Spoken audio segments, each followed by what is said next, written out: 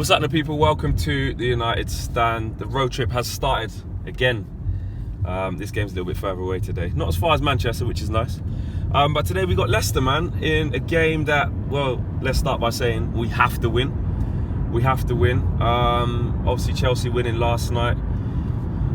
They moved further away, and, you know, Arsenal got Manchester City later on after us. And you're looking at that and thinking Arsenal should lose that game. Never know with the Premier League. But they should lose, and even if they don't, like I said, we're trying to catch Chelsea. That's who we need to look at, and obviously we need to catch them. So, look, Leicester put in a good performance against Liverpool. Yes, Liverpool might have had signs of a little bit of snow on the pitch, so it was very difficult, according to Klopp. Idiot! I tweeted he was going to say that even before he said it. I just knew. But anyway, look, Leicester showed that they can play, and you know, Leicester can be a dangerous side on any day. They've been very indifferent this season, up and down. Claude Puel's gone in there, and a lot of the Leicester fans, you know, have been complaining about the style of football. And like I said, the results have just been yo-yoing. But then, you know, they look like they would probably turn up at Anfield and get absolutely smoked, and they didn't. And they probably could have won that, should have won that game. They had the better chances. So, you know, they've showed that they can play on their day against Liverpool. And, you know, even if they hadn't have done, we still know that Leicester is not an easy game. Look, we saw in that game against Burnley, look, it was great to get a point in the end, considering the position we was in.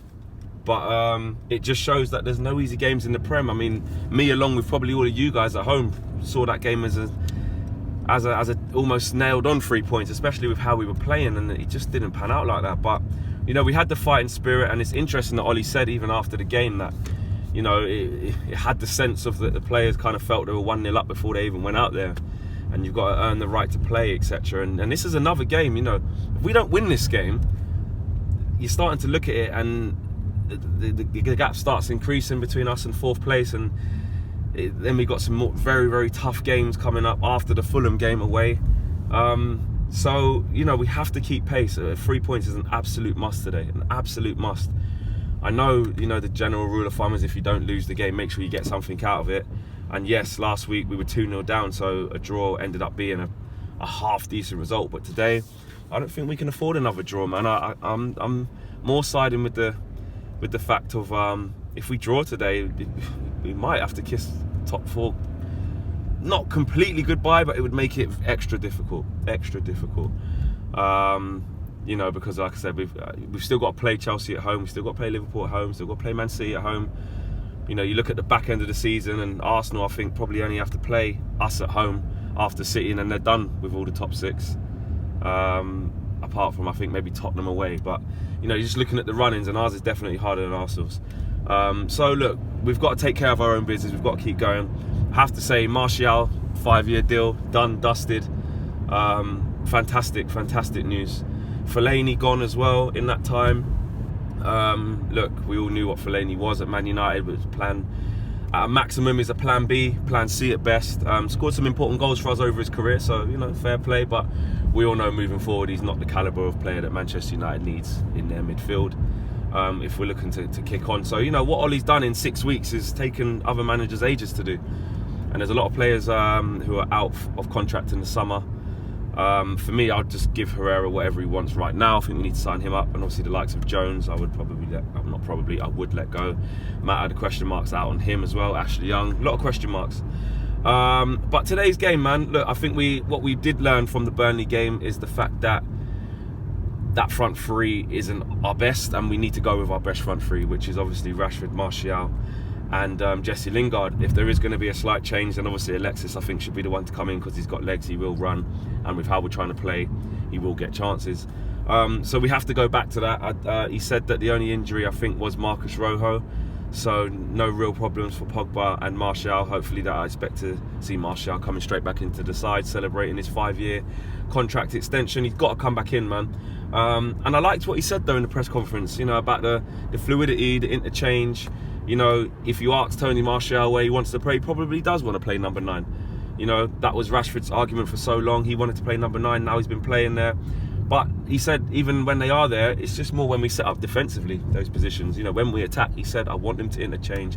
I want them to change spaces. I want them to make runs from out to in and then in to out. You know, he wants Tony to get more goals. He's talking to him about his movement, trying to run off the shoulders, get into the box more.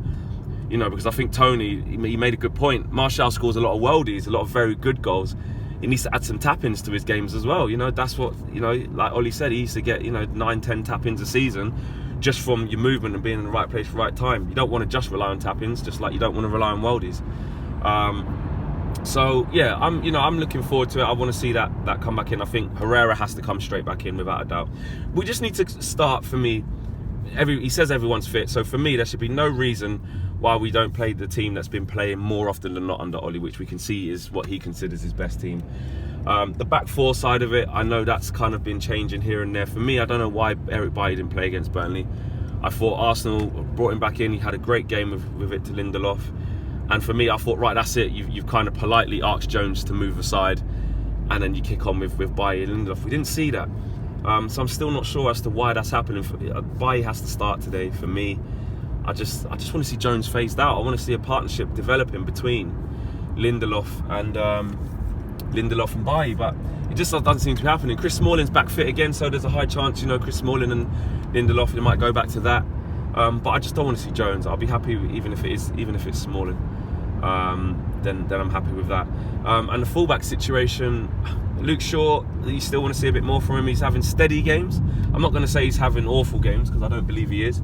I do want him to contribute a bit more going forward though, with the crossing situation. Ashley Young was even worse. He must have hit about 20 odd crosses and hardly any success rate out of that as well. So for me, I would go with Dalot and Shaw.